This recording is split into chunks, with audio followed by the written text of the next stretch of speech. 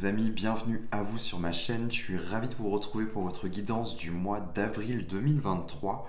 On se retrouve ici pour le signe du poisson, donc signe solaire, ascendant et lunaire. Donc cette vidéo, elle est pour vous les amis. Bien entendu, ça reste une guidance générale. Donc prenez seulement ce qui vous parle, le reste vous le mettez de côté.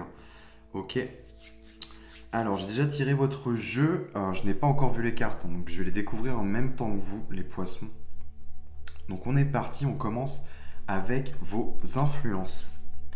Alors vous avez la grande prêtresse qui est tombée au niveau de vos influences. C'est assez intéressant, la grande prêtresse ici va peut-être vous inviter les poissons durant ce mois à aller sonder vos intuitions, vos parties intuitives. Peut-être vous connecter un peu plus à vous-même, notamment à vos perceptions extrasensorielles. Alors peu importe les canaux, hein. C'est vrai que cette grande prêtresse fait référence à la médiumnité. Donc il y a peut-être là, on vous invite peut-être à aller explorer certaines vérités, certaines parties de vous-même. Et en ce sens, là, on parle vraiment de ce qui se passe à l'intérieur de vous, hein. Il y a des choses peut-être à découvrir, des choses qui vont être révélées. Mais c'est assez intéressant, je trouve, d'avoir ça en influence. La grande prêtresse aussi va nous parler de richesse, de savoir, de connaissances. C'est un peu, moi, elle me fait un peu penser à la bibliothécaire, comme si derrière elle, il y avait une bibliothèque cachée sur des connaissances du monde. Là, c'est plus, du coup, sur la connaissance de soi. Et quelque chose, il y a un truc avec ça. Peut-être que vous allez découvrir et en apprendre un peu plus sur vous-même. C'est pas le moment de faire tes griffes, loup. Ok, on continue. On va aller voir maintenant au niveau de vos enjeux. Alors, il y a deux cartes qui sont sorties, deux cartes de Pentacle du denier. Alors, on va commencer par celle-ci. Vous avez un 4 de denier qui est tombé. Le 4 de denier fait référence à tout ce qui est, on va dire, enfermant, cloisonnant. C'est aussi une carte qui nous parle de stabilité. On est sur le chiffre 4. Donc, on est vraiment sur la construction, la stabilité. Généralement, elle nous invite quand même à sortir de notre zone de confort. Ici, vous voyez, c'est bien représenté, je trouve, hein. On voit ces petits papillons là qui essayent d'éclater le plafond de verre. Il y a vraiment l'idée d'aller au-delà de sa zone de confort. Et en parallèle, vous avez un 2 de denier qui est tombé. C'est assez rigolo d'ailleurs, il y a un petit poisson représenté sur... Putain. Eden. Je me marre, je vois le chat qui est en train de défoncer la plante. Attendez les amis. Et c'est pas le moment là. Trou du cul de chat. Alors, qu'est-ce que j'étais en train de vous dire? Oui, justement, je sais pas si vous verrez bien, mais là, vous voyez, il y a un petit poisson sur ce denier, c'est assez rigolo d'ailleurs, comme référence. Il y a peut-être ici la notion de jongler entre deux choses, deux parties de vous-même. Là, on est sur du denier, donc il y a peut-être quelque chose qui est à prendre en compte, en considération, qui pourrait vous servir dans la matière, à faire peut-être fructifier un projet quelconque, un art, quelque chose qui... Quand je parle d'un art, c'est vraiment général. Je parle là de capacité, de compétence, hein. Ça rejoint quand même cette grande prêtresse où il y a une notion de capacité. Peut-être que c'est en lien avec la médiumnité, hein, au sens global du terme. Vous voyez comment ça vous parle. Mais il y a l'idée quand même d'aller explorer quelque chose d'autre, une partie de vous-même. Et c'est en challenge. Il y a peut-être quelque chose d'autre avec lequel vous pourriez jongler. Donc c'est assez intéressant, je trouve.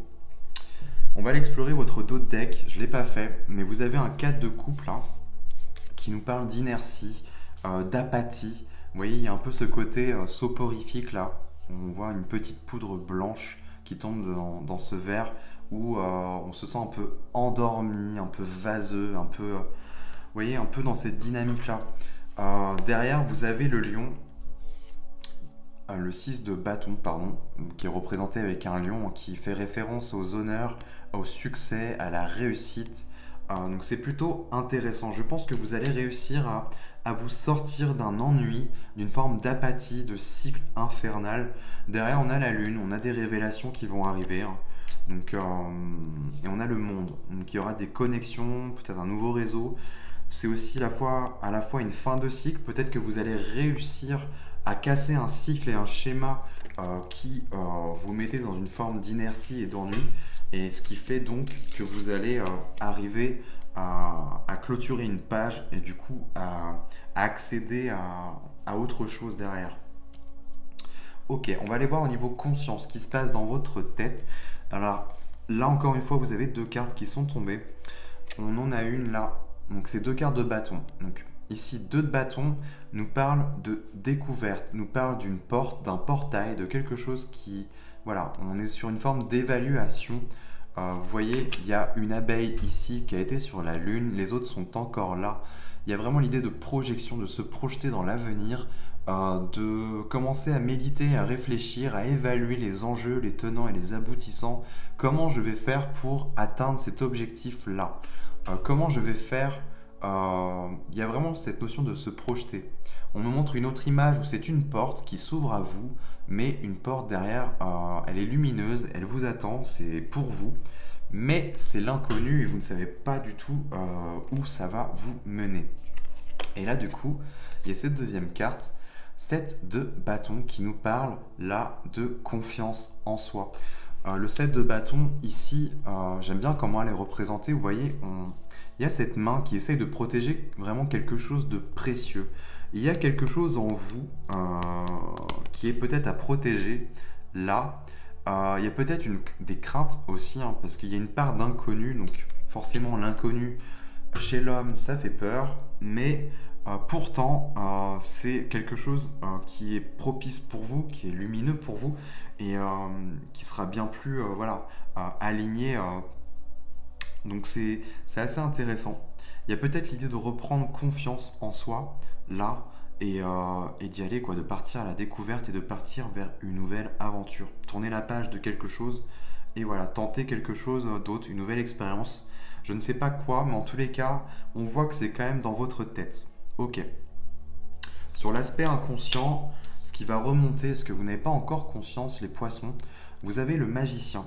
Le magicien nous parle de tout ce qui est potentiel créatif, potentiel créateur. On est sur le numéro 1 en numérologie, on est quand même sur de la nouveauté, quelque chose qui démarre, quelque chose aussi que l'on attire à soi, parce que le magicien, il a ce côté attirant, attractif.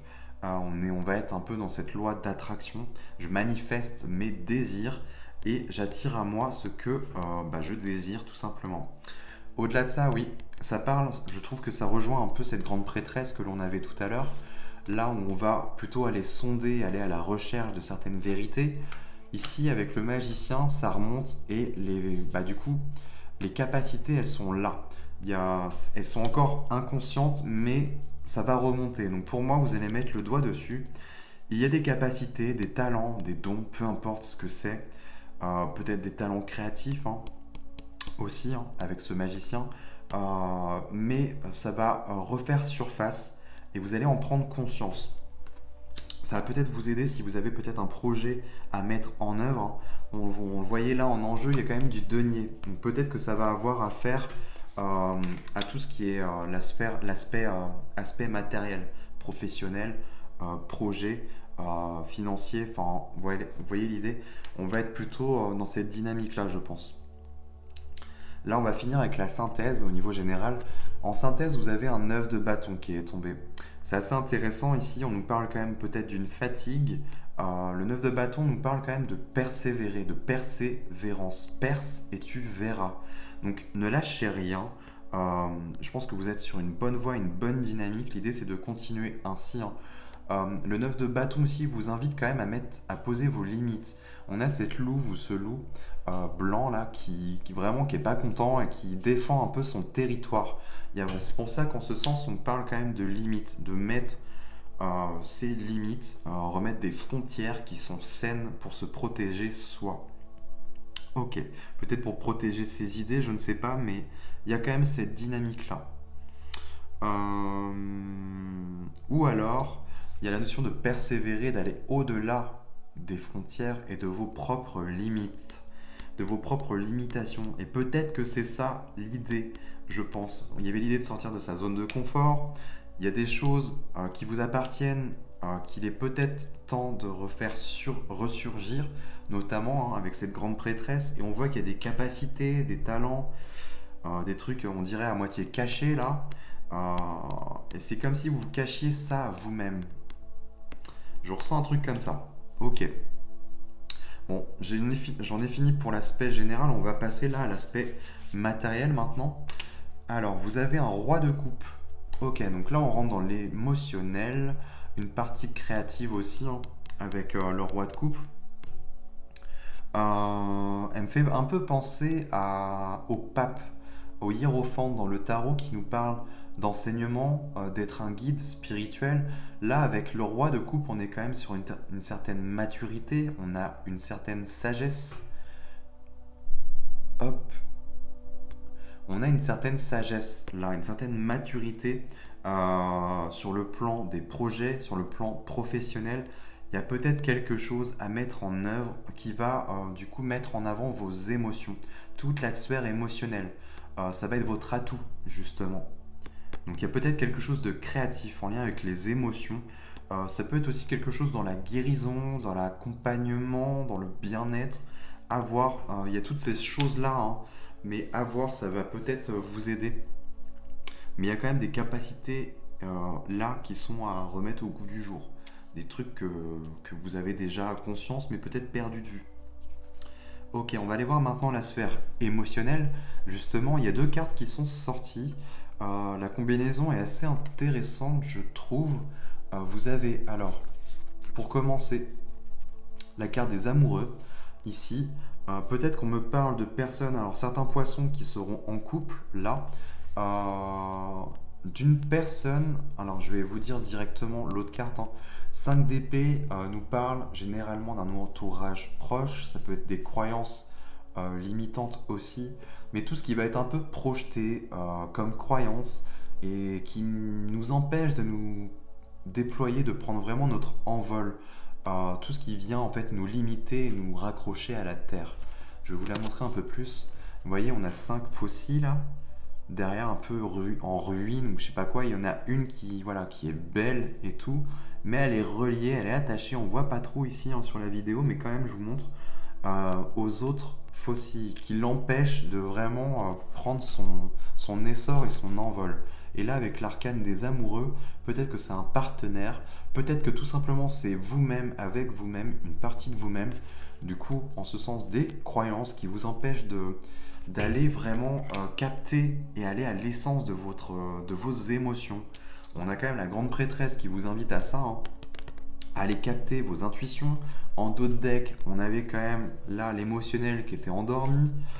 Et là, sur la sphère des projets et professionnels, on a un roi de coupe qui vous invite à mettre en exergue et en avant cette partie-là.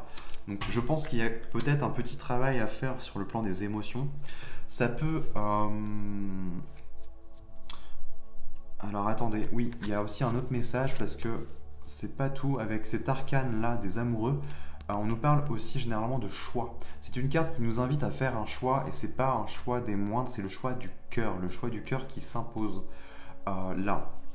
Donc en ce sens, elle est bien placée au niveau émotionnel. On vous invite quand même à sonder tout ça et être à l'écoute, mais prenez garde à ne pas forcément vous laisser berner par votre mental, votre ego qui va chercher à tout ruiner en fait, à tout mettre de... tout saboter, hein. Il y a un côté saboteur, un côté un peu conflictuel où non, en fait non, j'ai pas envie d'écouter ça, j'ai pas envie qu'on aille là-bas, c'est l'inconnu, ça me fait peur. Vous voyez la dynamique, il y a un truc un peu comme ça. Bon ok. Mais du coup, ça rejoint ça, faites-vous confiance. Et du coup, je termine aussi, mettez vos limites. Ne vous laissez pas bouffer par peut-être les opinions aussi des autres. Et on va terminer avec l'aspect spirituel, où là, ça rejoint totalement le magicien. Et ce que je vous disais tout à l'heure, on est sur des capacités, des savoir-faire, des talents. Le 8 de denier nous parle aussi de formation, peut-être de se former. Vous êtes peut-être en quête spirituellement sur votre chemin de vie, les poissons. De vous former, d'aller à de nouvelles formations, à de nouveaux apprentissages, c'est tout à fait probable. Mais au-delà de ça, le 8 de Denis nous parle quand même de ce qui est connu, hein, généralement. Donc des capacités, des choses qui sont déjà existantes en vous. Et on le voit bien, il y a quelque chose qui est là, qui est latent, qui est peut-être à remettre en lumière et à se réapproprier. Ok. Ou alors, si ce n'est pas ça, c'est vraiment aller capter ce qui vous parle, ce qui vous anime euh, dans sa globalité, dans un domaine quelconque, et peut-être se former à quelque chose d'autre, de nouveau, de méconnu. C'est tout à fait possible aussi. Voilà les amis, j'ai terminé pour votre guidance. J'espère que ça vous aura plu, que ça aura pu vous aider et vous apporter quelques compléments d'information. Voilà, si tel est le cas, je vous invite à vous abonner, à liker et puis à partager ma vidéo. Et puis écoutez, on se retrouve très prochainement pour d'autres guidances. Et puis en attendant, les amis, je vous embrasse.